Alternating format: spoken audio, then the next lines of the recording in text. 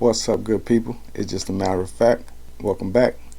Today, we're going to be discussing the 5 types of men. That's right. Well, the 5 most recognized types of men. Let's put it like that. So, the 5 types of men are the alpha, beta, gamma, omega, and the delta. Alright, let's kick it off. If you hear something that you identify with, go ahead and drop a comment. Let me know. The alpha. We've all heard of someone being addressed as the alpha man. The alpha. Most alphas essentially are self-confident, outgoing, and entrepreneurizing, meaning they believe in themselves. Generally speaking, when it's time to step up, they do, and that also leads them to opportunities to where they're in charge or running the show. Now, let's not get confidence confused with cockiness. The difference is they base their experiences to make them wiser, essentially to make them confident. It's not that they believe that they can overcome every single challenge, more so than it is that they believe in the process and that the outcome will lead them to a successful outcome. Now, a lot of the times, some of their beliefs do wind up getting them in trouble, but because of the fact that they base so much of their belief off their previous experiences, they don't mind taking the L. Alphas can sometimes be labeled as tough to work with, but their personalities usually get them a pass because they're usually really cool people that can socialize and pretty much get along with anyone. In fact, most women that cheat, they wind up cheating with an alpha male. Then we have the beta. The beta is known as collaborative or an introvert. Now what this looks like is a beta is someone who has the knowledge, doesn't necessarily lack knowledge, but they don't put themselves in the forefront. Their confidence isn't exuding from them. Like you wouldn't know it until you get to know this person, generally speaking. They're usually a little more sensitive. They're usually more open. Like I said, generally speaking, easy to work with.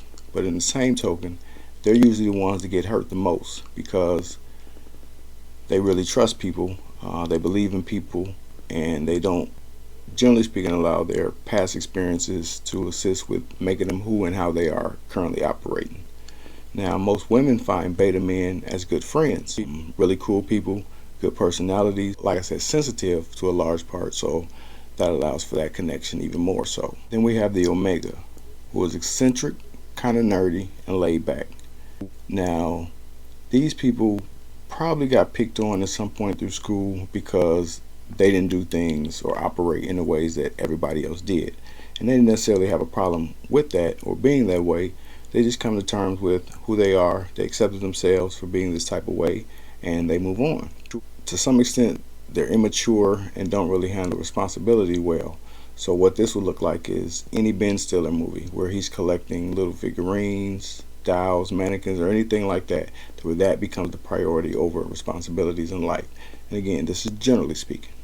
However, they can solve the most complicated math problem while eating a pizza, and they will thrive in that portion of their life and not care much about anything else. Then you have the gamma male, who is adventurous, fun-loving, and restless.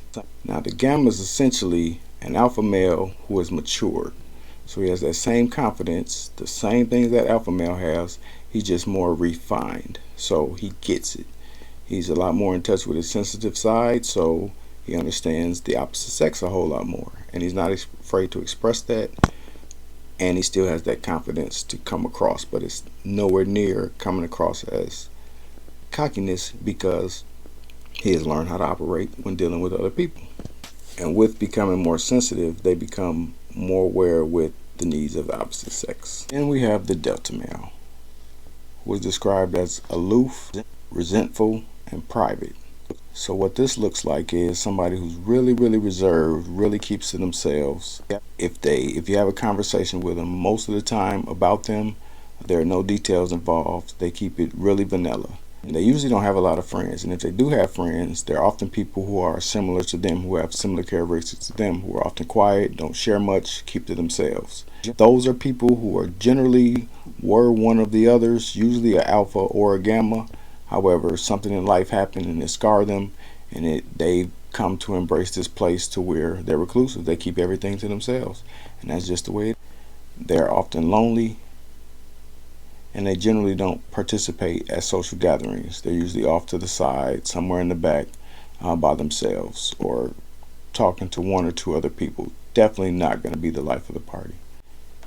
And that's just the way psychology has it. So if you heard any way that best describes you, go ahead and drop a comment. If I missed something, you feel like something was right or wrong, drop a comment. Let's talk about it.